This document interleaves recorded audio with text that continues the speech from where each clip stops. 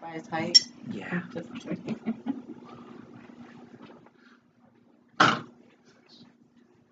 All right, everybody. Good afternoon. My name is Enrico Villalobos, and today I will be presenting to you about um, first aid kits, what they consist of, how to use them, and what are they, how to improvise. Um, Pretty much, I want to give a clear understanding on the importance of these things. Here, as you can see, I have two types of first aid kits. Not much, but I'll go through them throughout this speech and how can you use them and the importance of them.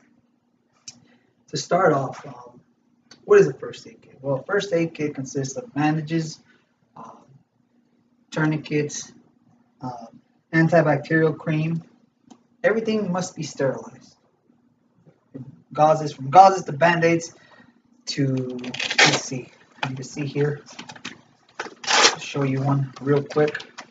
Everything is pretty much sealed tight, from gloves, tape, gauzes, everything is here, just pretty much showing you what it is. You can see.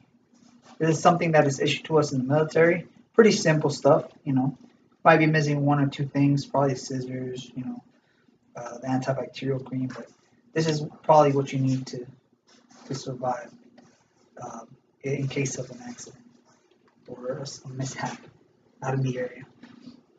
And here we have something that they will sell in your local store, like Walmart or something. It's a little first aid kit. It comes out with a blanket because out here in Colorado it's pretty cold. So if you're stuck somewhere, you have at least a blanket. It comes with his band-aids, a light, and all this good stuff. In a house, usually you would typically have, your band-aids, antibacterial cream, stuff like that. Surprisingly, it's hard to understand why 44% of Americans don't have a first aid kit, not even in their home, not even in their house. They rely too much on the emergency, the paramedics to come through and actually save them, probably, I want to say, or just the minor cuts, or you might think that small cut might not be infected or might get infected, just wash it off and you keep going. But you would think a band-aid would actually help for that. All right. How to use a first aid kit? Well, pretty much I kind of explained it already. For example, here we have in this one that I have here, the one that the military issues us, we have a tourniquet. Now, a tourniquet is mostly for those those really hard punctures in your body. I don't know if I'm explaining myself right. Let's say you have a deep wound, a cut that's actually having you, bleed out a lot. Let's say, for example, you have it in your arm. You put it 2 inches above the wound and you tighten it up so you can stop the compression you can stop the bleeding until the paramedics arrive and they can do something better.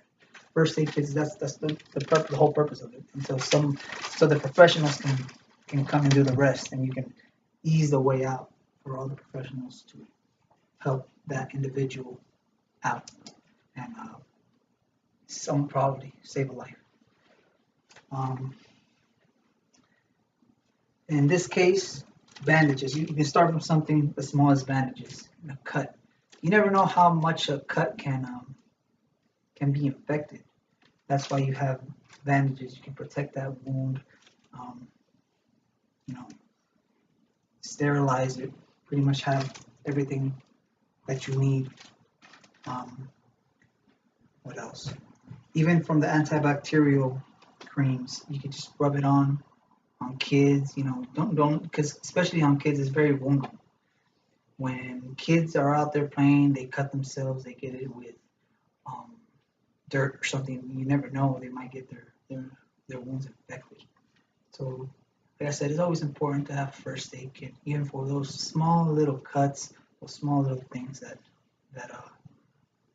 even from kids to adults can happen, or even a severe emergency. You never know. Let's see.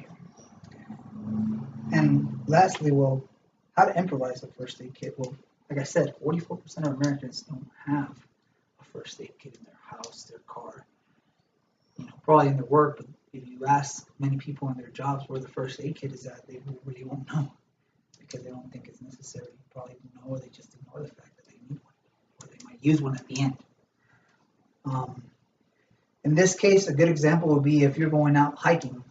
Here in Colorado, we have a lot of outdoors, but nobody carries a first aid kit. You want to go out, you can, let's say an unfortunate event like tripping in a hill and you break your arm or you have a fracture in your arm or anything, you can use nature. In this example, have a stick or something solid, stiff and solid to put in your arm so you can wrap it around the person's arm with like a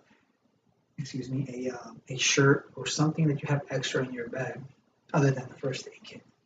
It is highly recommended if you're going out to do a lot of outdoors to have some type of first aid kit because you never know what could happen out there, from an animal biting you all the way to falling and tripping and breaking something or spraying something in this case.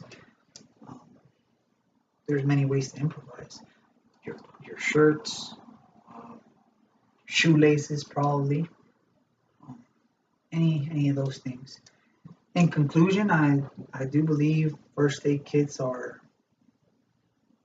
essential for the day-to-day life because you never know what could happen. You always need to be ready.